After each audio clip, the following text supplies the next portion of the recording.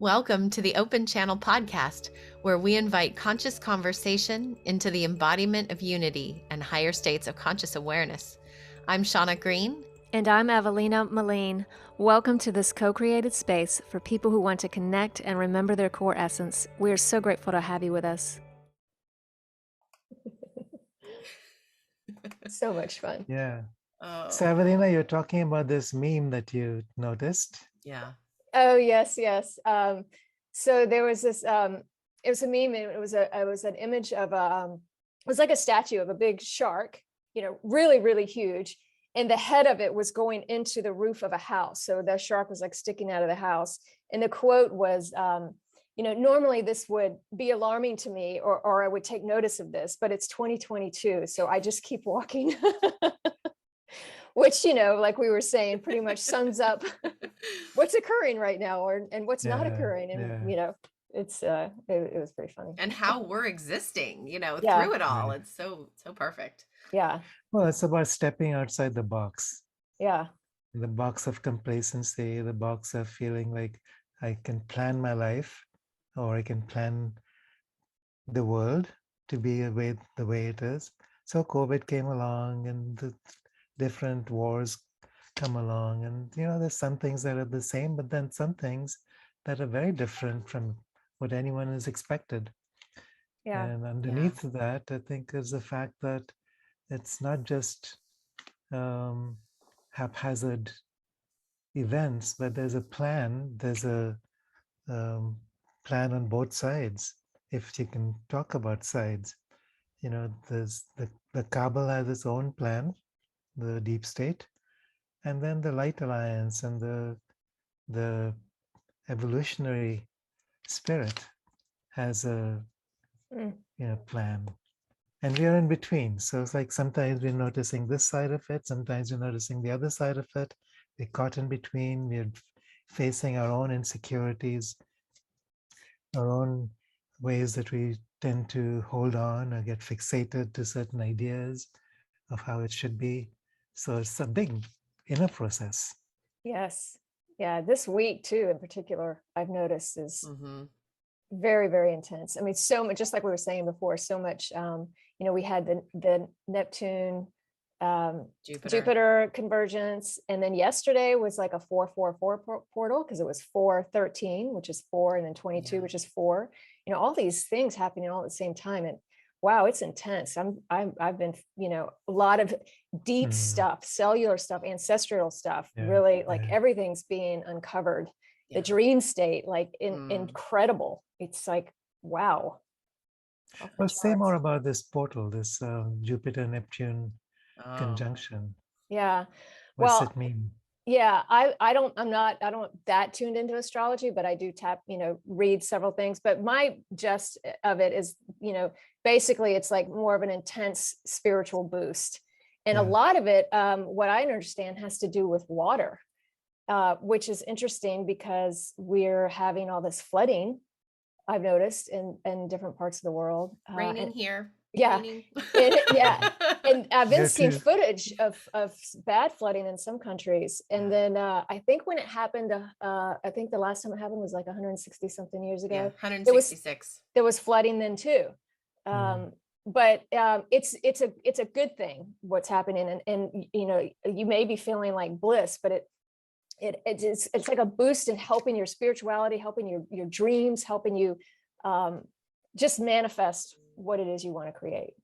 And where? Jupiter, Neptune conjuncting in which house? Which sign? Pisces.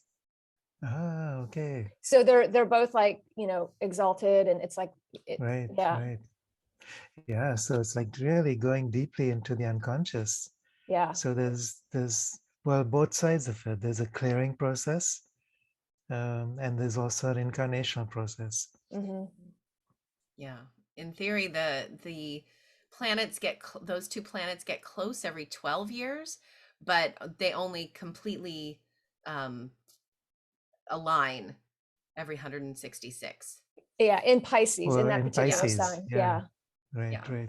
And Pisces is, as we are exiting from the age of Pisces, these two planets are like opening the door into the age of Aquarius now. Yeah. and what Yeah, I an happen to have my intense. sun in Pisces and my moon in Aquarius. So it's like, yeah, I can see how, Yeah. we're being pulled in both directions. So appropriate Mm. for Yeah. these times. Yeah. And Pisces is a very intuitive sign. So I feel like there's a little bit of boost in that. I don't know if you guys have been noticing that Yeah, the definitely. sensitivity Yeah. Increasing. Yeah, absolutely. And also more I think cellular activations of dormant um abilities, and just I think a lot is happening within the physical form. Yeah. Yeah.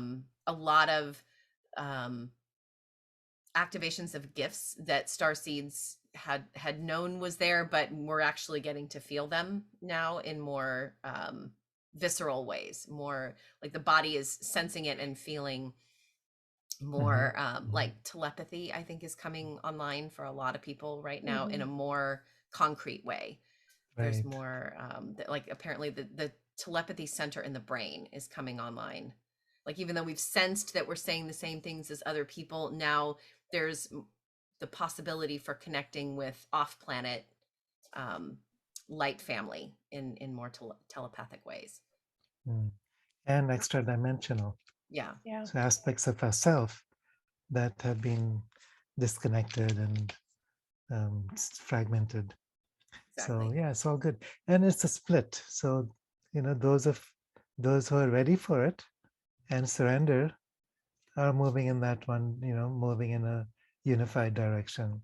And those are resisting and in fear are moving in the opposite direction. It's like things are just, the physical body is being challenged and the emotional body is being broken up. And, you know, so Mhm. it's not easy for any of us really.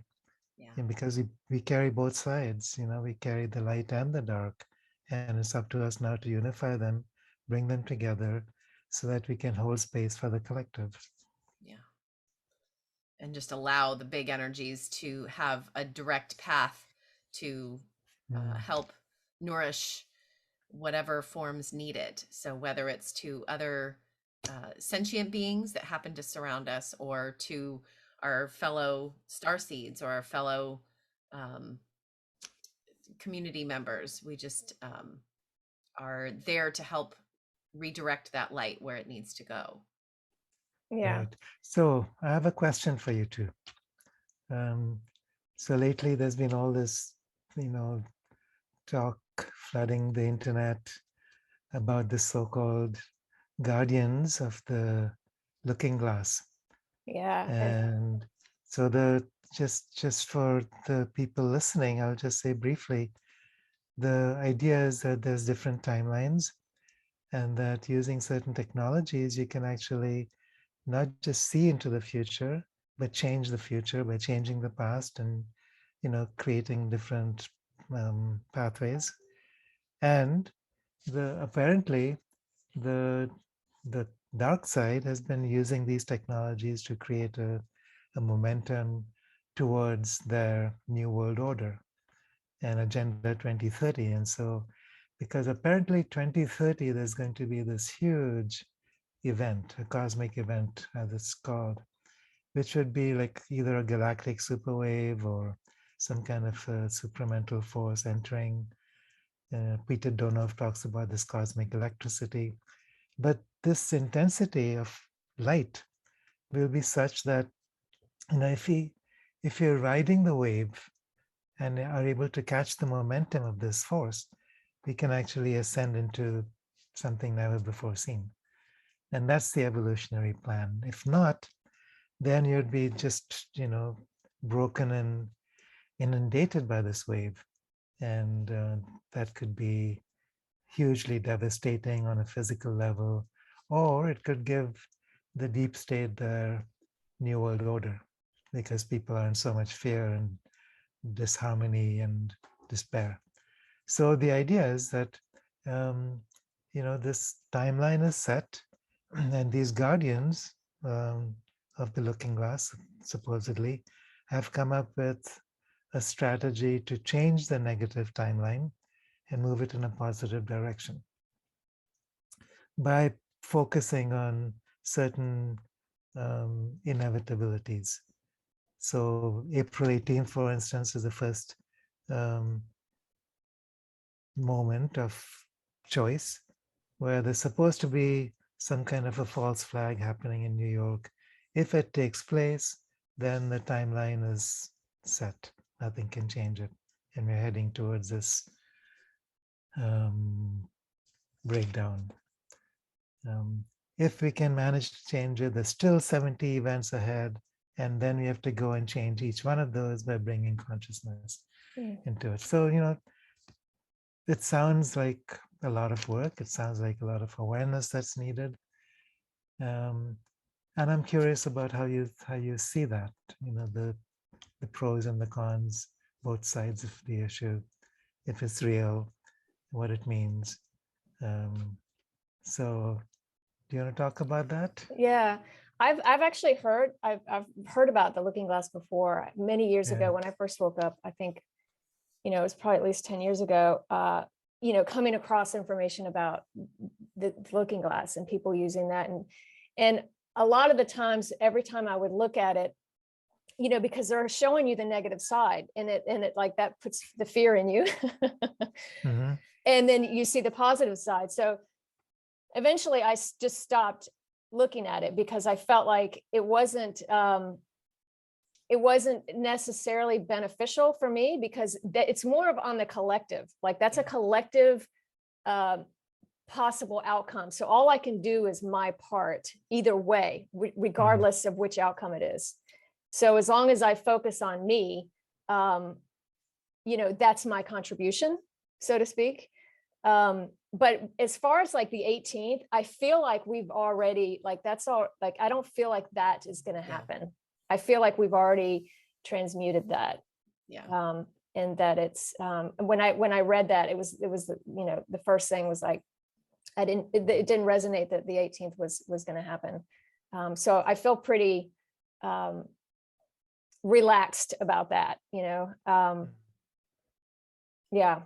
So, but I do agree, like the way that's coming, I mean, it's going to cause, if you're there and you're heading in the right direction and you're using your intention to, embody and to work through your shadow, et cetera, et cetera. And if you're not, then you're going to short circuit. Basically, it's, and you'll spin out, and the drama will happen. So the chaos, I think, is going to be very individual. Like the chaotic part of it is going to be individual. I mean, we'll see things happening, like the example, like the flooding we were talking about, like things like that. But I don't think there'll be one big, massive, chaotic thing. Like on the negative spin side, it's going to be very, it's just going to flow individually, almost, in a way, because everyone's sort of creating their own reality. So it's like it's all going to be simultaneously happening, which is going to be very interesting in how you want to perceive it. Yes. I think is going to be a big aspect of that. What lens you're looking through to perceive what's happening. Completely agree with you. Yeah. Every word. Yep. I think it's very individual. I do agree that we each are contributing our own energetic light, and that whatever is moving into your field is there to be met through your individual lens.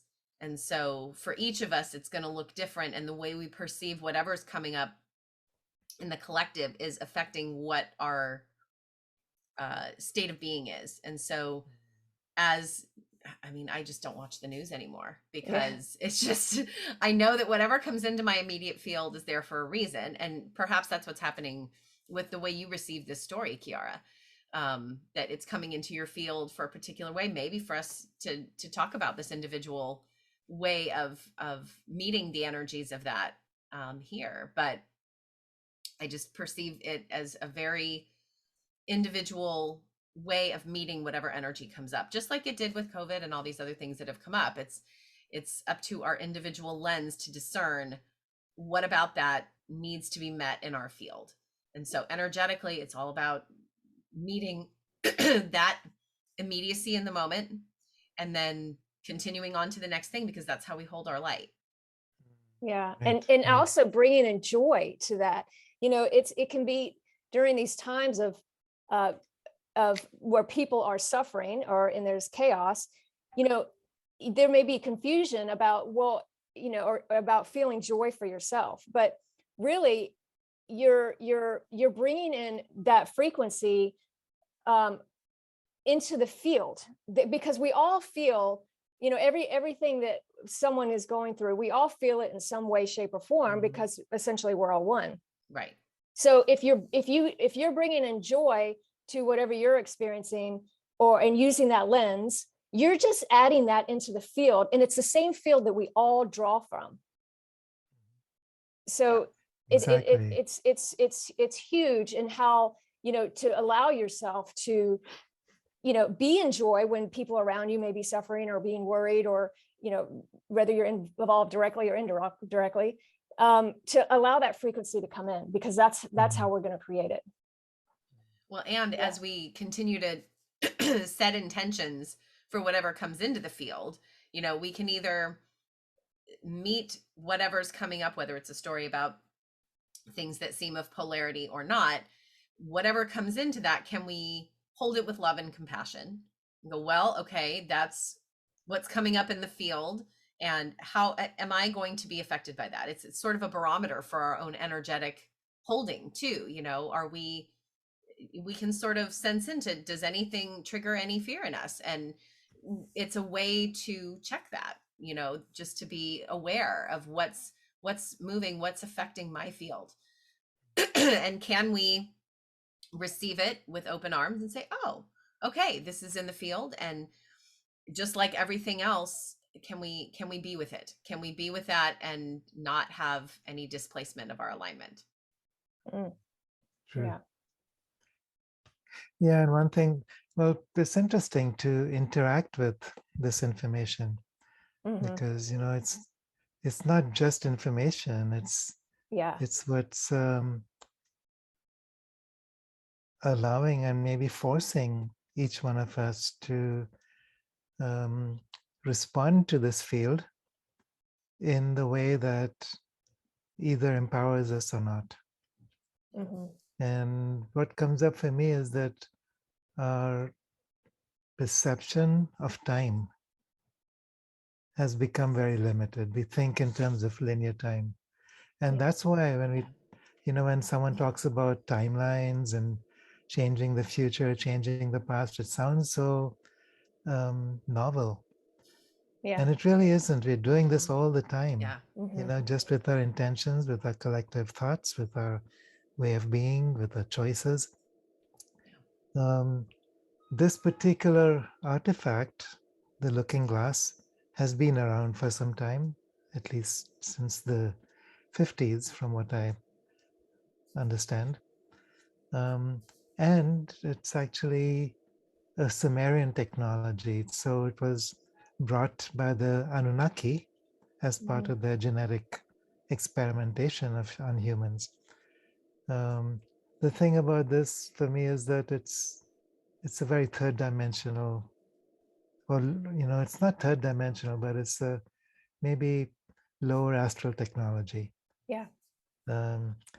So it's about controlling an outcome based on an elite deciding rather than a co-creating. And what I'm realizing is that there's other technologies, like the Pleiadian technologies associated with Uluru, the magic box, which are about opening up doorways between dimensions. And that has been also activated since December 2021. And what that means now is that nothing can stop this evolution, nothing can stop the ascension.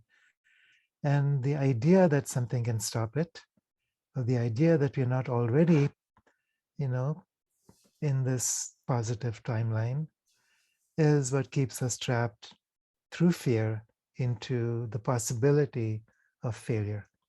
So it's very multifaceted. Yeah. And so I think it's more than just listening to information out there and doing what's needed, as the guardians think it should be. Yeah. It's more like we are engaging with the whole idea of time, with the whole idea of choice, with the whole perception of human evolution, and our relationship with the divine as divine. And that creative force is now moving through us more and more rapidly every day. And then this cosmic event they talk about, and I think this is real. If nothing else has much credence for me, this event, whether it's going to be 2030 or 2028 or 2033 or what, that isn't set for me. But the idea that there's this cosmic event happening, even today, there's a major solar flare, and that's affecting consciousness in a certain way. Every month, there's lunar events that affect consciousness in a certain way. Here now we're talking about a galactic wave connected with a solar event that affects consciousness in a certain way. These are cycles. Mm-hmm. But how it affects consciousness, the last time this happened was the failure, or at least, that was our entry into third dimensional reality. And that's when Atlantis sank, when other things happened, and we basically fell into a state of duality. Now we have the potential, the same wave is coming in. What the deep state wants to do is to continue that spiral downwards, to create more chaos, to create more control, so the elite can basically rule the world. That's not our collective choice. Yeah. And now it's time to honor that collective choice, which has already created a positive ascension future, a positive ascension timeline. So I don't see that we'd actually need to do anything anymore. Yeah. It's more like we just need to prepare our bodies to catch this wave, to set our intention, our dreams, our vision, our focus into what it is that we wish to create for this next evolution for Gaia. We are co-creators with her. Mm-hmm. Gone is the time that we are victims, that someone else, like the deep state, is trying to, or has the power to control us. We are beyond that now. And the sooner we wake up to that, the easier it will become. The more choices we have, the more we can support the collective, and the more we can be part of Gaia's awakening. So this has all been part of my, my own engagement with this story. Yeah. Well, and can we embrace the empowerment that we hold already in what we allow into our field and into our thoughts and into our energy? I mean, we start with that, and that will allow us to lean into the timelines that we intend as a collective. Mm-hmm. And begin to utilize our creator functions, because we're starting to lean into those days.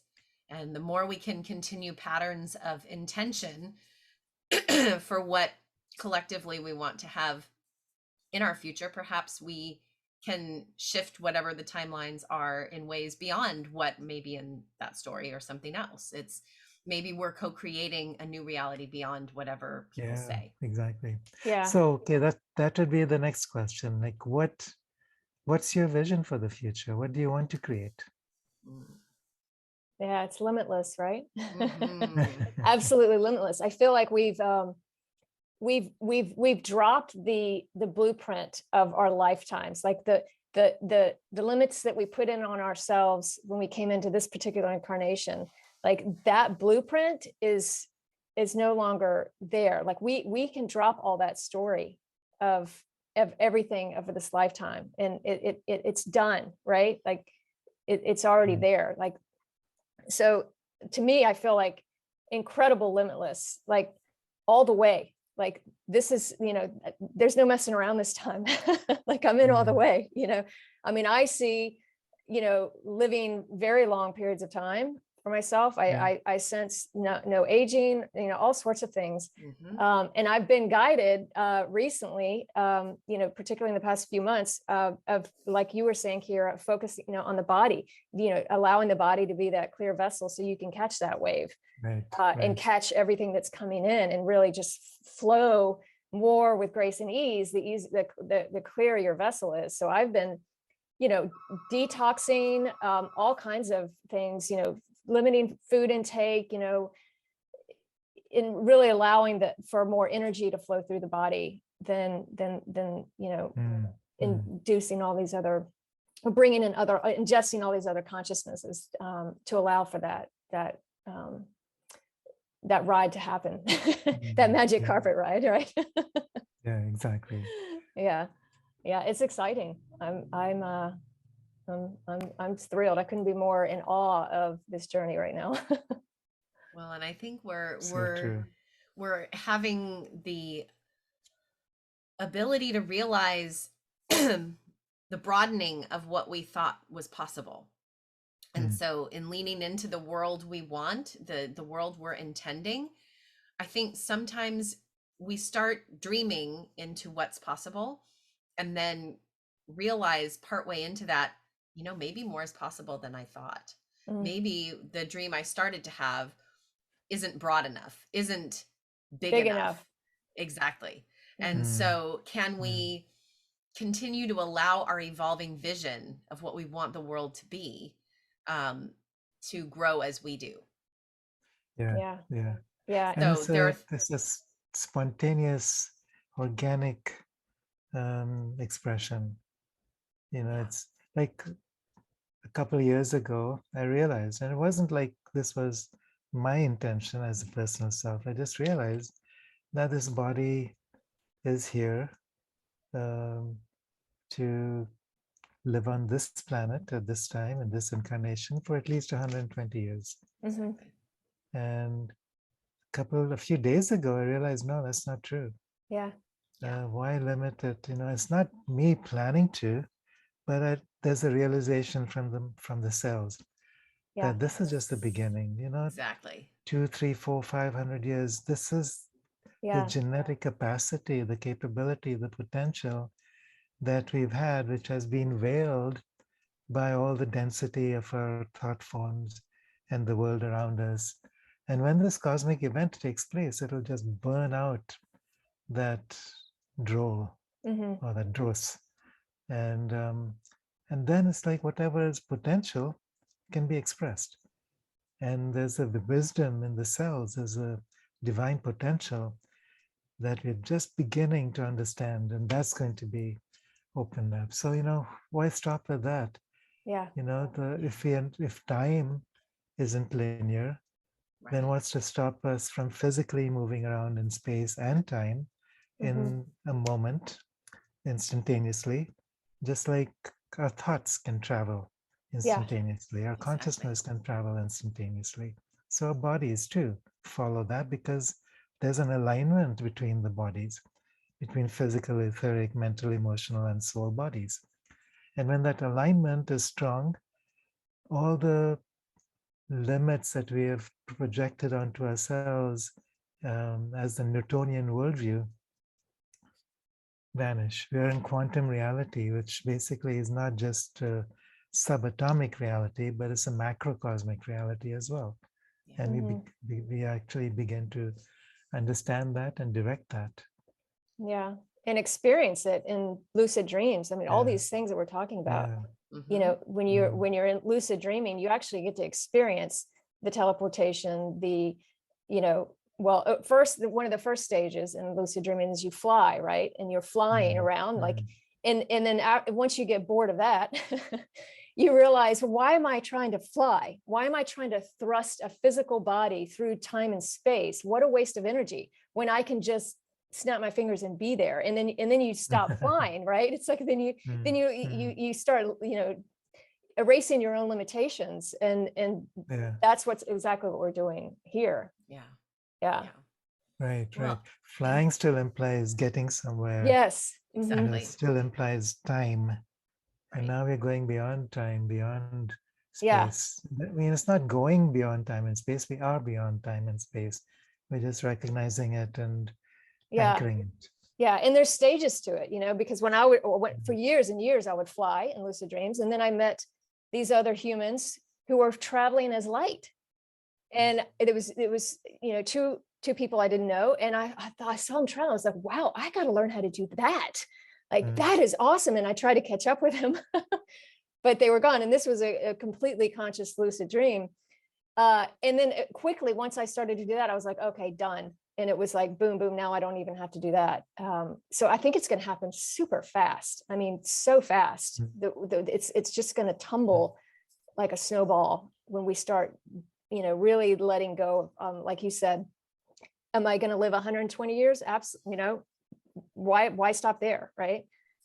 So yeah, completely limitless. Right, right. And can we trust the body, the physical form, to be able to do what it needs to do in its brilliance, in its infinite design? To, we keep sometimes feeling a nudge to try, to do certain things to make the body, a certain way so it can evolve in a certain way.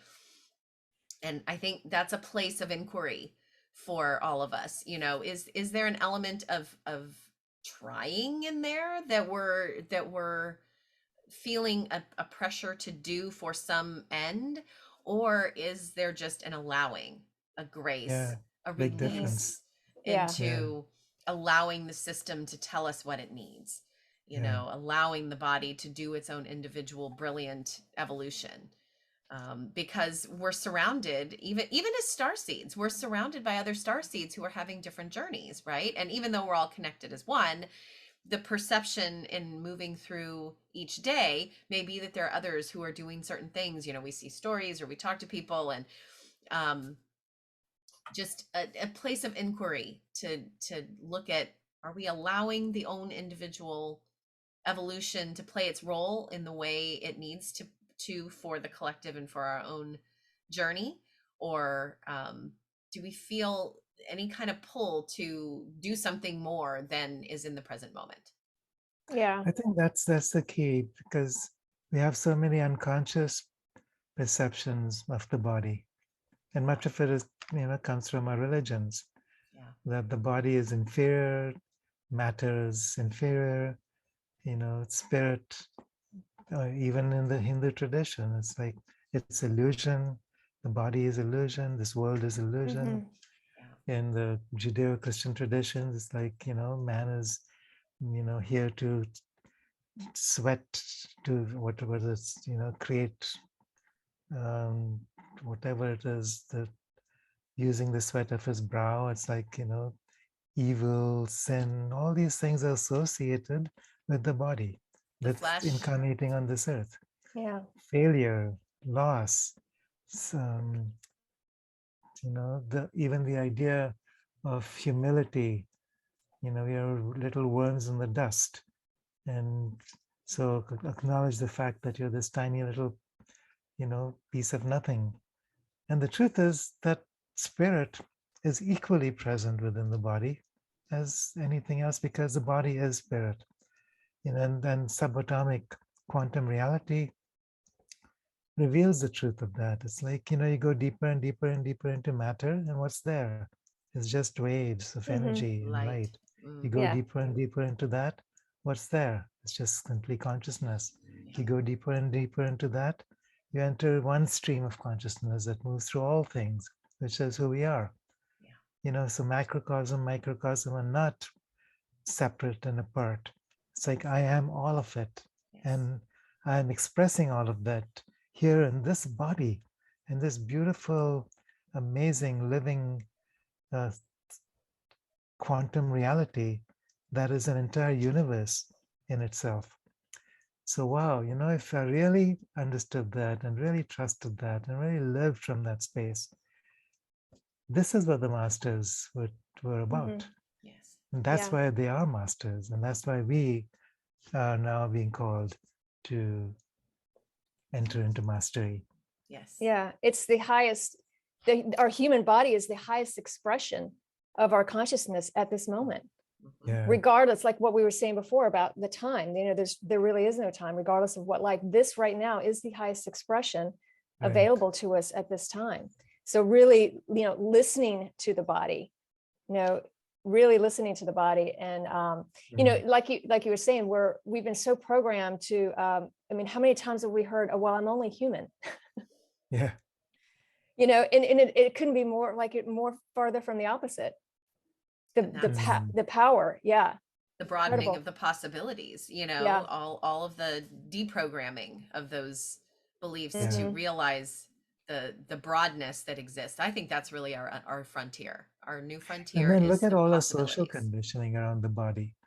Yeah. We're constantly comparing our bodies, picking it apart, telling our bodies, I'm not beautiful enough, I'm not good enough, I'm not strong enough, I'm not, smart enough, I don't compare, I need to be this, I need to do this to look better.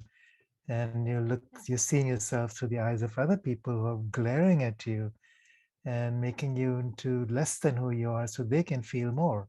And there's all this drama and games and, Yeah. it's like a never-ending story of putting ourselves down and especially identifying with the body, so we're putting the body down. And that needs to change. We need to learn what it means to love this body because it's an expression of the universe, because it's an expression of who I am, infinitely conscious and aware and present. All those qualities that we have relegated to the divine, omnipresence, um, omniscient, omnipotent, they belong to us in this body as well. And we've created this big gap. And that's, I think, the conditioning that we're now letting go. And it's huge. It is huge because it's just an expression. Our bodies are just an expression. It's not who we are whatsoever. It's just, we're just having an experience as this expression. Yeah. And It is whatever an our body expression of who we is. are. Yeah. Because who we are is not as, we have, I know in my own life that I'd created the split that who I am is spirit, is consciousness, is divine, is infinite, and the body is limited. It's temporary, and so on. But to really understand that this body is an expression of spirit means that the same omniscience, omnipresence, unlimited creative potential is also present within the body. There's an intelligence within the body because it's not limited in the way that our minds are. In our minds, matter is limited, but for the body, there's no limits. The body only reflects the limits of the mind, which says, I'm only capable of so much, I'm only human, and so on. So I think that's a new expression, which I think our bodies are ready. Our bodies can receive this cosmic light in ways that the minds are not ready for, even, or it ideally would go together. But I think our bodies are going to be surprising us once we decide to go the distance. There's no limits. And even what we call the limitations that we've experienced on this planet with the pollution, with the chemtrails, and all the excuses we use to pretend that we're not fully present, equally in this physical form. So I think love our that. bodies, I think our bodies are here to teach us about the love that we hold unconditionally.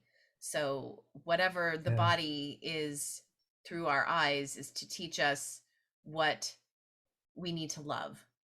So whatever elements of the body that call out to us, I feel are here to bring a higher level of self-love into our field.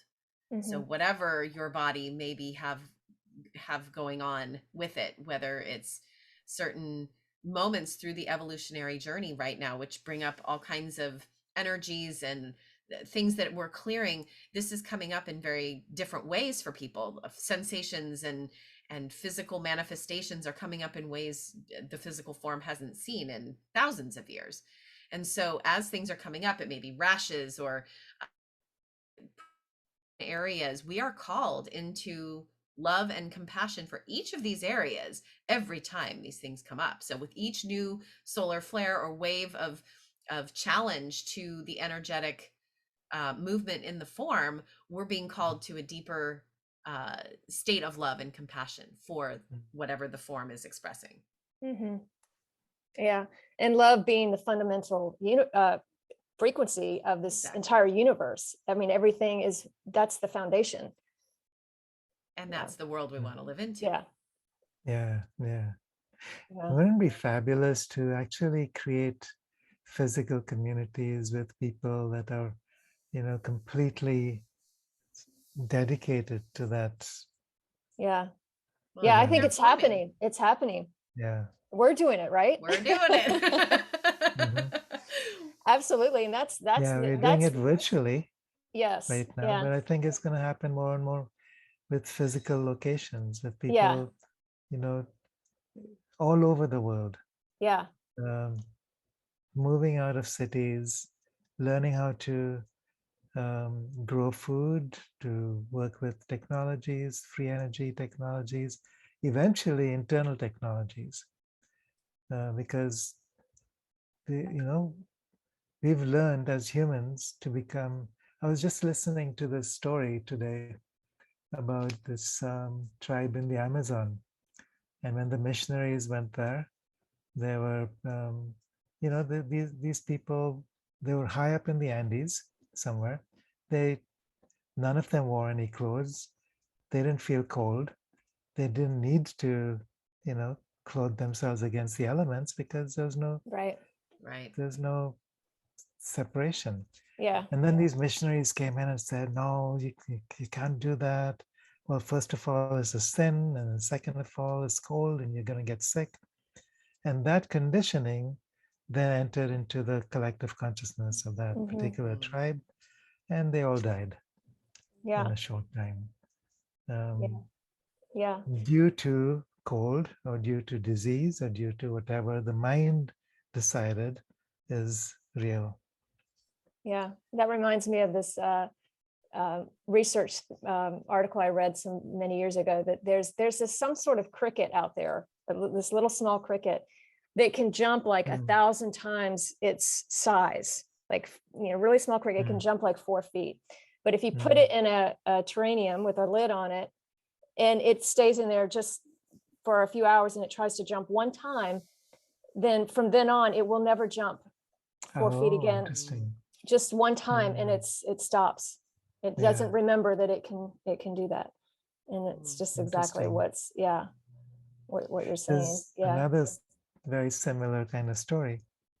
So you have these two fish in this aquarium, and they swim, from one side to the other side. And then you put a piece of glass right down the middle, and one fish on both sides, and they come and bump their nose on the glass, and they become used to that. And then you take away that piece of glass, and those two fish will still come up to the middle and then turn right back. It's like they never actually meet each other. They can only bump noses because that's what they learn to do with that piece of glass. And it's like, okay, so what's this glass? What's the metaphor? Where in our consciousness have we learned to bump against reality and feel like we're not capable of going the whole way? So now how can we undo and reverse those conditioning patterns? How can we go rogue and go past the center of the fish tank and above the level of the terrarium? And how can we expand beyond whatever limitations they've been previously patterned into us? And I Yeah. think just this conversation, Yeah. okay, we don't need to plan it because the mind isn't capable of Yeah. making that jump. Right. The intelligence is within the body already knows. So it's just allowing, you Allowing. talked Yeah. about the difference between allowing and trying. Yeah. Yeah. Exactly. It's a huge piece. Hmm. And aren't we lucky that we get to have community to do this with, that we get Yeah. to Yeah, share the journey together of exploring these things that have come up into our right. fields. Yeah. Yeah, and I think part of the community is not so much about, well, we have to do this together, we have to build this healing, Yeah. sanctuary together or whatever. It's just that we are holding a certain collective um, state of dreaming that then opens up that The fish lid. tank, Yeah. Yeah. the lid.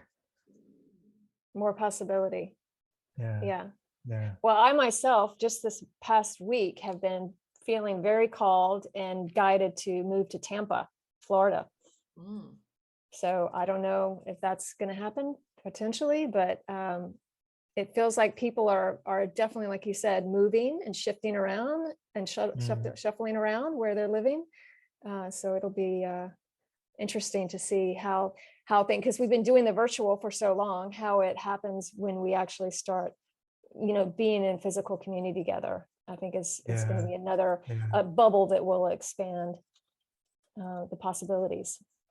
Right. Because the shared fields, it's like you pick up the shared collective, it gets immersed into the cells and guides that potential. Exactly, and I think this is very important for people to contemplate. Those in this community, Yeah, who are listening or participating in some way. It's like, how do you decide where you want to be, who you want to be with? yeah, And it's a multi-pronged approach. It's like, who decides? Is it the yeah, personal self, or is it being guided by something bigger? Yes. How do you discover what feels resonant? How do you learn to trust? And then if it feels right, are you ready to jump into it, leaving everything else behind? yeah, It's about attachment. yeah. What Without are the attachment, attachments and how can without we fear. Letting work go of with the them? fear. Yeah. Mhm. Yeah, and Yeah. just feeling how it feels in the body, like when Yep. you get that calling to do something, how does it feel in the body versus staying in your comfort zone of where you are and being safe. And one of the things I like to do, which is fun, is if you think of the version of you who does this one choice over here of, say, moving over here, and then you think of the version of you of not doing that, or say moving to this other location, which if you don't do the one, which one would you be the most jealous of if you don't do, like, which one would you regret the most? Like, and it's easy to reverse it that way, rather than saying, well, which one excites you more? Well, which one would you feel like, oh, I wish I had the courage to have done that, because that would have been amazing. And looking at it, flipping it around sometimes is easier to trick your mind into allowing you to feel what's right for you. Yeah, or where would I be if I hadn't made that choice? Yeah. Well, and what about just the felt sense in the body? Like, what does the body feel when you hold the different possibilities? What does the body feel more energy around? Yeah. I know it can sometimes be an inquiry into listening. What does it mean to listen to resonance? What does resonance feel like? What does it do in the body when something is resonant with you? Right. And that can be challenging for some, because there's a lot of numbness in the body, and a lot of noise and distraction around. So how can we truly go in and listen to what the body's saying about these different possibilities, and really just allow, like we were talking about, and not try to make a decision come? maybe the sitting in the unknown of a decision is valuable. Mm-hmm. And I think a lot of it is that we've become so used to being subhuman Mm-hmm. that we don't recognize that there's something bigger, something more that's available to us. We have it's like, well, the golden cage. We've become used to this golden cage. Mm-hmm. And because our idea of security and safety is the cage. And so that feels safe because of what we've told ourselves we need. And we don't even realize that we've lost our wings. Mm-hmm. So Yeah, that reminds me of rent control in California. They call Really? them, what do they call them? There's a phrase, I can't recall what it is right now, but basically it's essentially what you're saying, because there's such heavy rent control in California that you stay in an apartment long enough, you end up paying really low rent. And then people will stay in their apartment for like 10 years because they don't want to move, because if they move, they have to pay really high rent. So they're locked into this golden apartment of low rent, but it's like the golden shackles of yeah. but it's kind of a big phrase I hear often around California, that they don't move because of that. So they end up staying there because of the rent control. So same kind of thing. And so can we truly honor what's moving through in the body and really listen to the call to do whatever it is, whether it's just to sit in the unknown or whether to go? Yeah. Can we release attachments? Can we trust and leap? Yeah. Trust And that you're going to be kind of supported. Yeah, go ahead, it's Kiara. a paradox, because on the one hand, we're talking about allowing and trust wherever you are is perfect. And on the other hand, you're talking about going, doing, becoming, following this impulse, this dream, this, beam of light that carries you on. So we're talking about two different ways of being and balancing them. So to recognize that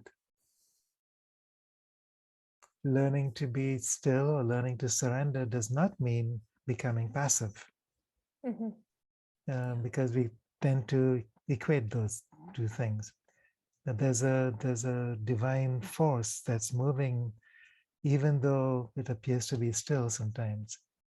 It's like the metaphor that I've talked about with a couple of people is lightning standing still. And it's like, whoa, there's so much power there. But there's also, it comes through the stillness.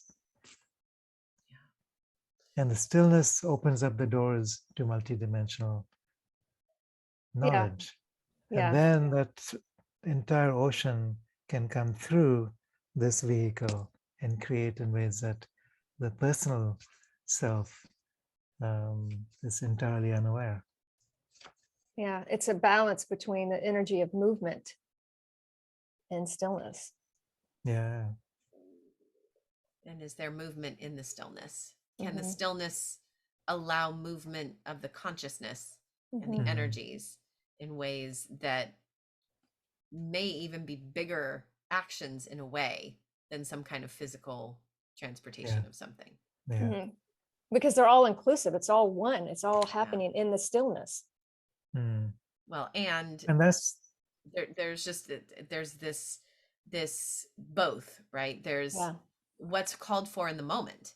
Can we be able to do all those things that you were saying, Kiara? The action in the moment, it feels resonant, and the stillness in the moment that it feels resonant. And knowing that none of it's permanent. So, there's no letting go of the fear of the movement, knowing that nothing is permanent. If you make a wrong decision, you change it. You can go back. There's no, letting go of that permanency can make it more, allow you to go through it with more grace and ease. And you can feel, like you were saying, Shaunna, you can feel the difference when something feels right. You feel it in the body. It's a felt sense. And then sometimes you just decide in your um, in your um, virtual body, making a choice.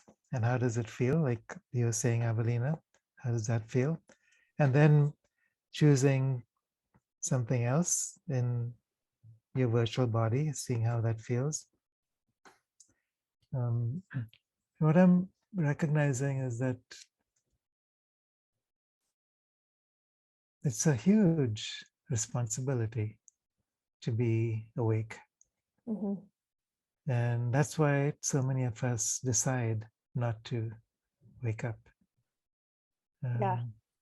Because it requires us to trust ourselves, trust that, sometimes you can be going in a stream where nobody else is able to follow, or everyone thinks you're weird and strange and like a black sheep.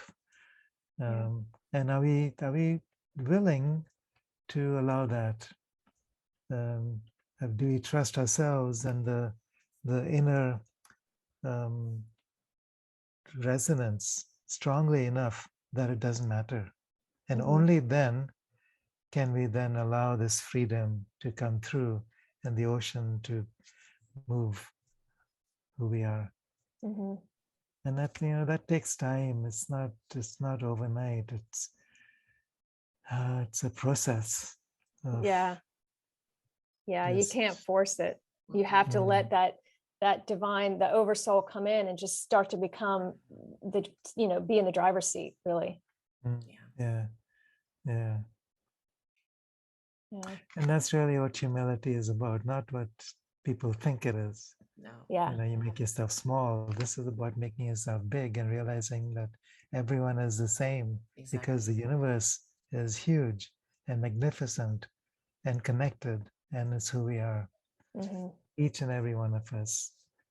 Yeah. Equality in our expansive divinity. And just realizing that it's just a matter of different states of perception. Yeah. And we're here to experience it all. And love one another as one as we do it. Yeah. Well, it's what so a lovely. gift. It comes What a right gift. down to basic golden rules, isn't it? Yeah. Love God, love yourself, love your neighbor, and it's all the same. Right. Well, it's so lovely to be here in that love frequency with you all. Yeah. What a gift. Yeah. So thank you for being here. Yeah. Thank you. Yeah. And thank our vessels for honoring them and allowing us to have this experience in a physical form. I mean, how unique, how profound. What a miracle. Yeah. Yes. So much love, everybody. Yeah. Oh. Much love. Yeah. So much fun to honor all of you in your physical bodies and get to experience this together. Experience this energy of this call. It was so palpable. Yes. So until next. Yes. Until next time. Thank you, guys. Bye-bye.